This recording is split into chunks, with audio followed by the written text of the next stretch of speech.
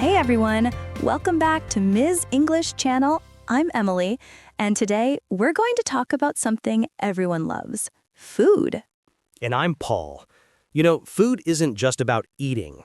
It's about memories, family, and the small moments that make life warm. Exactly. When people learn English, they often start with simple topics like, what's your name or where are you from? But when it comes to talking about food, many freeze up. That's true. Someone asks, "What's your favorite food?" And suddenly your mind goes blank.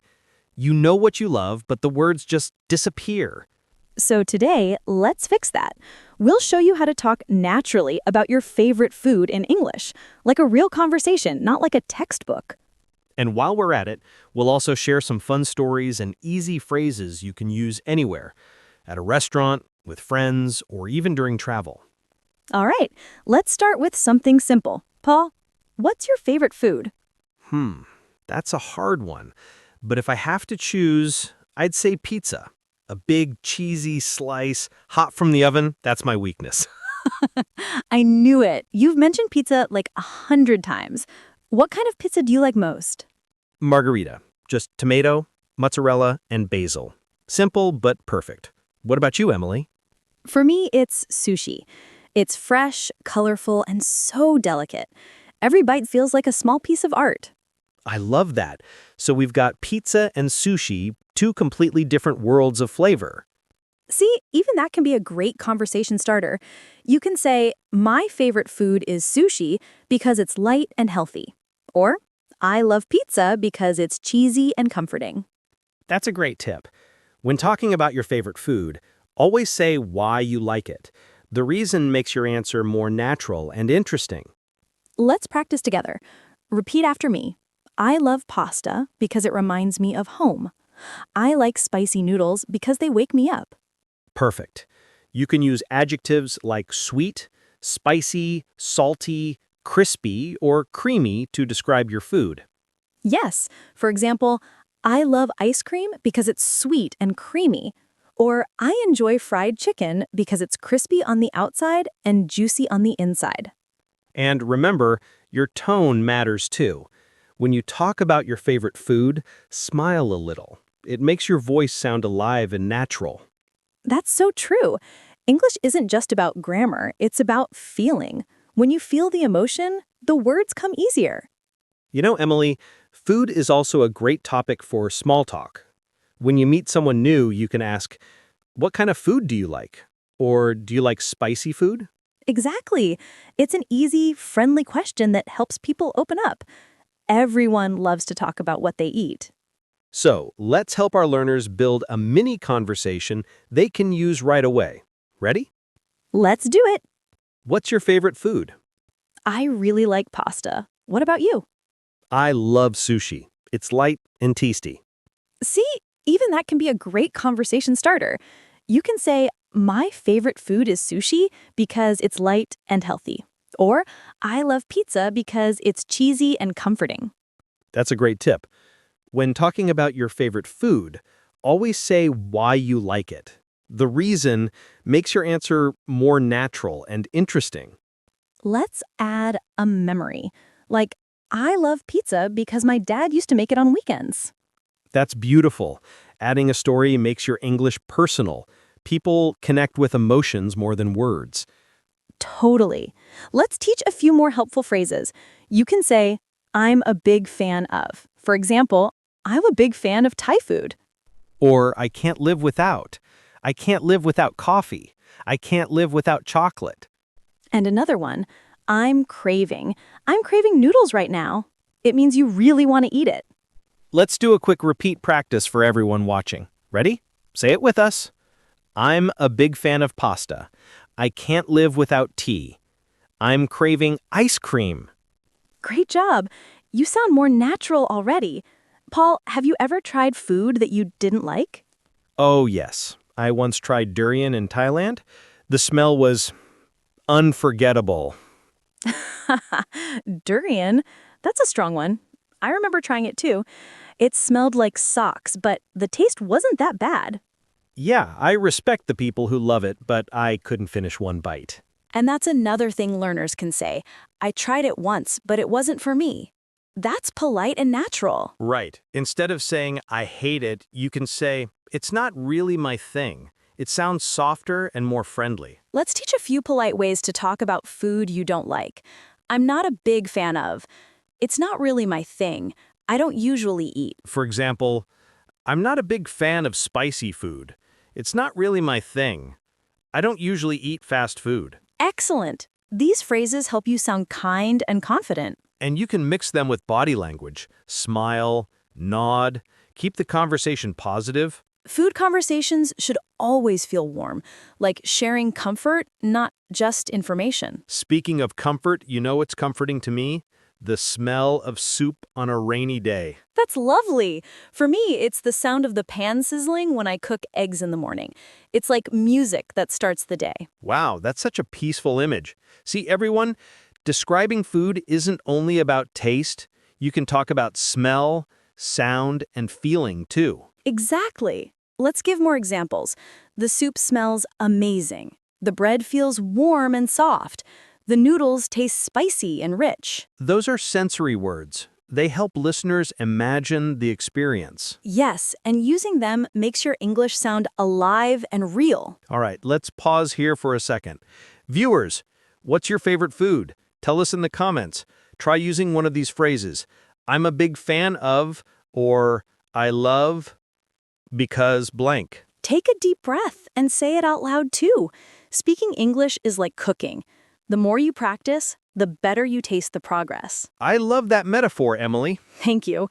Now, let's keep going.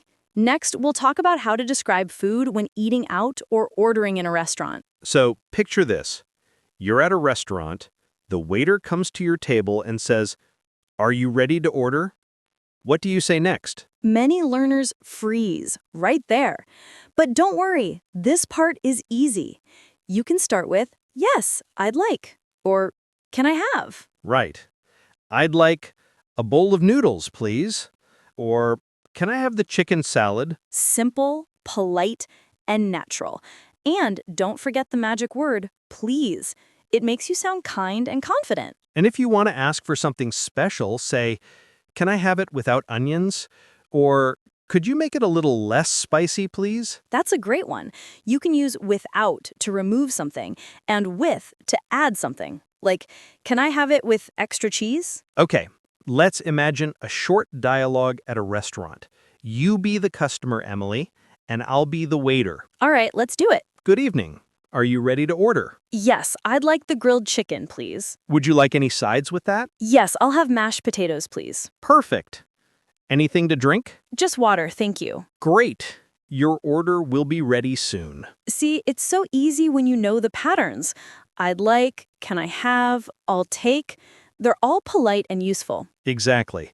And don't worry about sounding perfect. What matters most is being clear and friendly. Yes, I've seen students pause for 5 seconds just to find the perfect grammar, but in real life, it's okay to just say what you can. Right. Language is for connection, not perfection. I love that.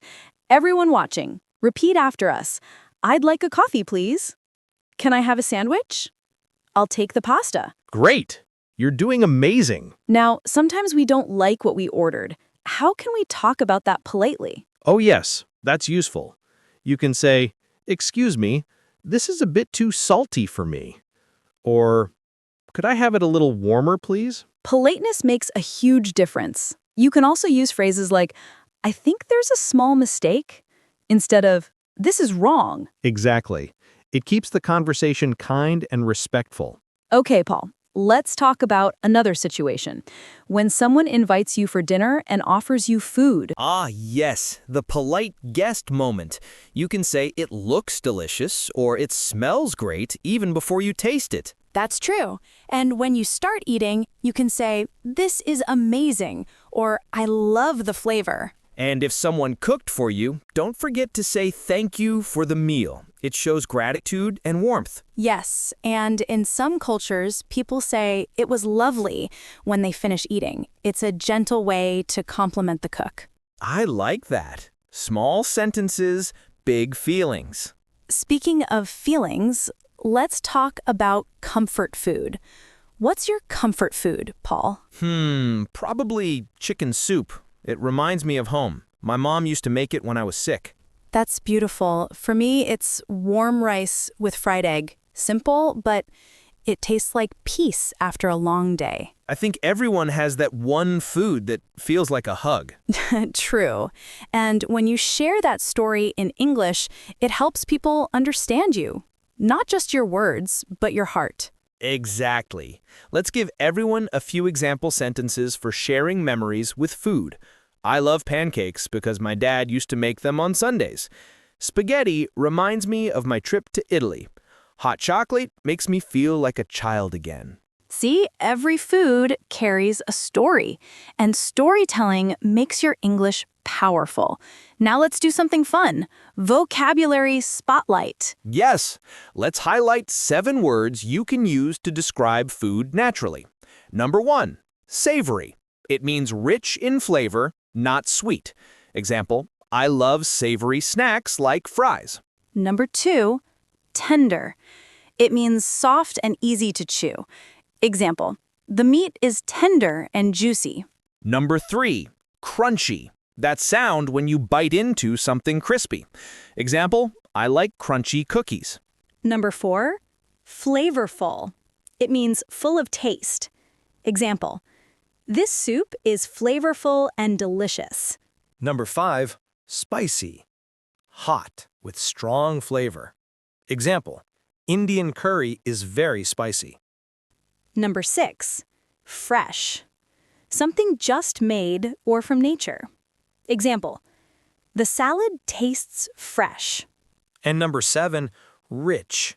It means heavy and strong in flavor. Example, this chocolate cake is so rich. Let's do a mini practice. Repeat after us. Savory, tender, crunchy, flavorful, spicy, fresh, rich. Amazing! You sound like a chef already. Totally. Now let's combine them in short sentences. I love tender steak. I prefer spicy noodles. I enjoy fresh juice in the morning. That's great. You can use these words to describe your favorite food or recommend something to a friend. For example, you should try this soup. It's warm and flavorful. Or, this salad is so fresh and crunchy. Perfect! You're now able to describe food like a native speaker. Let's also add a little mindset reminder for everyone. Sure. Learning English is like cooking. The first time, you might burn the rice. The second time, it's better. The third time, it's perfect. That's beautiful, Paul. Mistakes are part of the recipe. Exactly. So if you say a word wrong, don't worry. You're still learning the taste of English. I love that. Every mistake adds flavor to your growth. Okay, learners, take a second. What's one food that reminds you of home? Say it out loud. And if you can, write it in the comments. Use one of the phrases we practiced. I love because. All right, when we come back, we'll explore cultural expressions, idioms, and a few fun food phrases that native speakers use all the time. Welcome back, everyone. You're doing great so far. Now let's make your English sound even more natural by adding a few idioms and cultural phrases related to food. Oh yes, food idioms are everywhere in English. Once you know them, you'll start hearing them in movies, songs, and everyday conversations. Let's start with an easy one. Piece of cake. It means something is very easy. For example, that exam was a piece of cake. Right. You can also say, learning English with Miss English Channel is a piece of cake. Nice one, Paul. Another one is spill the beans. It means to reveal a secret. For example, come on, spill the beans. What happened? I like that one. Here's another. Cool as a cucumber. It means someone is calm even in stressful situations, like, Emily stayed cool as a cucumber during the live show. Oh, thank you. That's true. I try my best. Another idiom is big cheese. It means an important person. Like, he's the big cheese in the company. Great example. And one more. Have a lot on your plate. It means you're very busy. Like, I can't hang out tonight. I have a lot on my plate. Let's do a quick recap for everyone. Repeat after us. Piece of cake, spill the beans, cool as a cucumber, big cheese, have a lot on your plate. Awesome. And now you can use these idioms naturally in your daily conversations. You know, idioms aren't just fun, they help you connect emotionally. They show personality and culture. Exactly. When you use them, native speakers feel that you get it. You sound real, confident, and interesting. Let's move into something cultural. Paul, when you travel, do you notice how food changes from country to country? Absolutely. In Japan, people say itadakimasu before eating. It's a way to show gratitude. In Italy, they spend hours around the table, not just eating, but sharing stories. That's beautiful. Food isn't just fuel. It's connection. It's how people share love without words. Yes, and English helps you express that connection globally. When you can describe your food, you can share your world. So let's teach a few culture-friendly phrases learners can use when traveling or eating with others. Good idea. You can say, everything looks delicious before eating. Or, thank you, this is wonderful after finishing. And if you're full but don't want to sound rude, say, I'm full, thank you. It was really good. Perfect.